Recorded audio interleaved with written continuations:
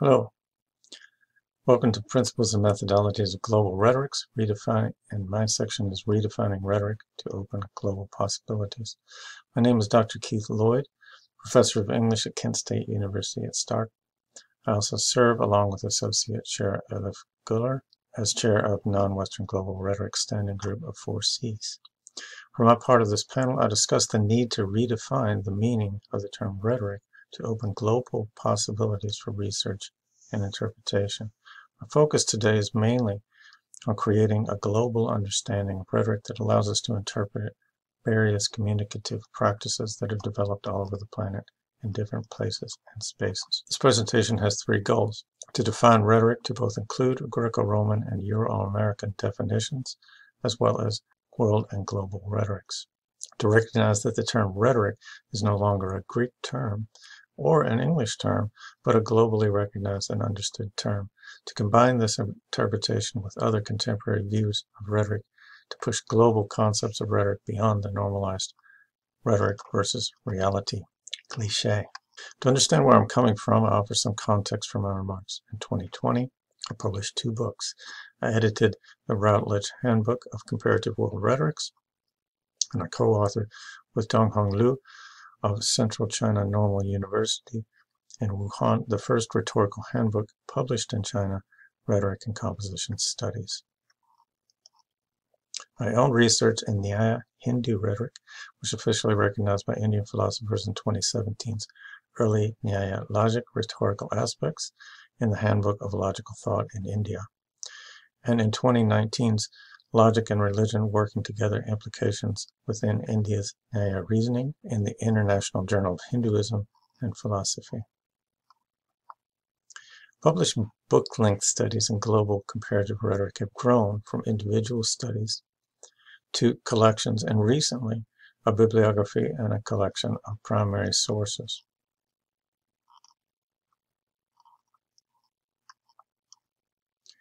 Hui Wu presents the sources for alternative rhetorical traditions in this panel. Panel member Nicole Curry could not attend this session, but I asked that I note that an annotated bibliography of global and non-Western sources for comparative rhetorical studies is a concerted effort from everyone in the Global Non-Western Rhetorics group, and it represents a diverse history of rhetorical traditions. It is a representation of what may be possible and opportunities for further discussion and development of research into rhetorical traditions. Today I'm referring to what I learned especially from editing the Routledge Handbook, which features studies in Chinese, Asiatic, Turkish, Egyptian, Jewish, Hindu, Vedic, Buddhist, Arabic, Muslim, Indonesian, African, Filipino, Japanese, Jesuit, Indigenous American, and feminist hybrid rhetorics. Why redefine rhetoric? Arabella Lyon, in her essay Tricky Words, Rhetoric and Comparative, and Mao and others manifesting a future for comparative rhetoric, observes, words bring confiscations, hierarchies, and histories. Rhetoric has a deep archive, even if one seeks to circumscribe its definitions. Given that rhetorical concepts and practices may be framed in many terms and concepts around the globe, she's reluctant to adopt the term without reflection. However, she continues to use the term because it may serve as an acceptable placeholder, if only because it is so loose in meaning. This looseness provides a window for redefining the term. Though many comparative scholars have offered various views of the term rhetoric, my work as editor leads me to define rhetoric as the study of and practices related to the shaping of the what, message, and the how, delivery of communication in human environments.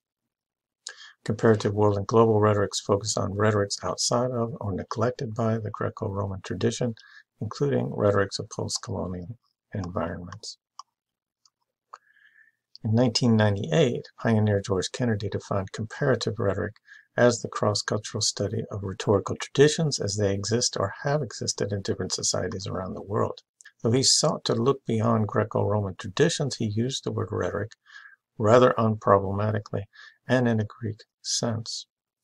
Luming Mao and others in 2015, manifesting a future for comparative rhetoric, broadens our focus, noting that comparative rhetoric examines communicative practices across time and space, and its object of study is the communicative practices frequently originating in non-canonical contexts, often marginalized, forgotten, dismissed as anything but rhetoric, and or erased altogether.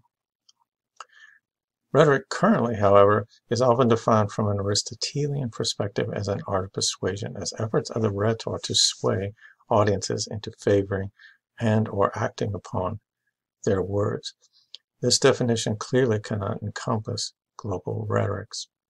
As I attended presentations, I encountered published articles and sifted through submissions for my book, I became confirmed in my belief that rhetoric, globally defined, is how we shape the what. This definition allows space for Greek persuasive rhetoric as well as varieties of global rhetoric that involve many kinds of communicative practices difficult to define in Greco-Roman, Euro-American terms. For practical purposes, we can say we frame the what, our message, in ways that reflect a variety of tones, vocabularies, languages, dialects, idiolects, media, registers, conventions, conscious and unconscious motives, etc. The how shapes the message, even as the message shapes the how. Rhetoric from this point of view is the active shaping of the what and the how in any communicative act. Rhetoric is then no longer a Greek term. The what and how definition reminds us that rhetoric, unlike many Latin phrases like pro bono, ad hominem, quid pro quo, is truly an English word. True, the popular connotations of the word, rhetoric versus reality, irk many scholars of rhetoric, but it is a familiar term, especially in the political realm, occurring in over 89,000 Google hits. It is no more Greek than pajamas is Hindi, or boss is Dutch, or honcho Japanese, or whiskey Irish, or rodeo Spanish, or treasure French. Rhetoric is also a global concept. English is now spoken by about 1.5 billion people on the planet, and rhetoric is a common English word. The field of rhetoric needs to recognize that it is not the domain of ancient Athens.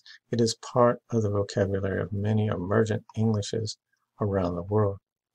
In addition, since rhetoric was part of educational traditions across Europe and the US, the word appears in countless other languages. Due to global interactions, the term, or local translations of it, appear in multiple languages around the world. How the word is translated reveals much about its various meanings within these other contexts and is the subject of many comparative studies. The how and the what aligns with recent innovations in rhetorical studies. Though the how and the what definition applies to Greco-Roman persuasion, it also aligns with innovative recent studies in rhetoric. For instance, Thomas Rickard's ambient rhetoric. Rhetoricity is the always ongoing disclosure of the world, shifting our manner of being in that world, so as to call for some response or action. James Crosswhite's deep rhetoric. Rhetoric is not a debased kind of communication. It is the reality of all communication, and it leads us to experiencing the world in some particular ways. Damian Baca and Romeo Garcia's Rhetorics Otherwise and Elsewhere. Decolonial scholars would work to delink writing and rhetorical studies from colonial legacies that authorize capital R rhetoric and lowercase rhetorics, with the goal that there would be no colonial center for which to imagine an alternative account.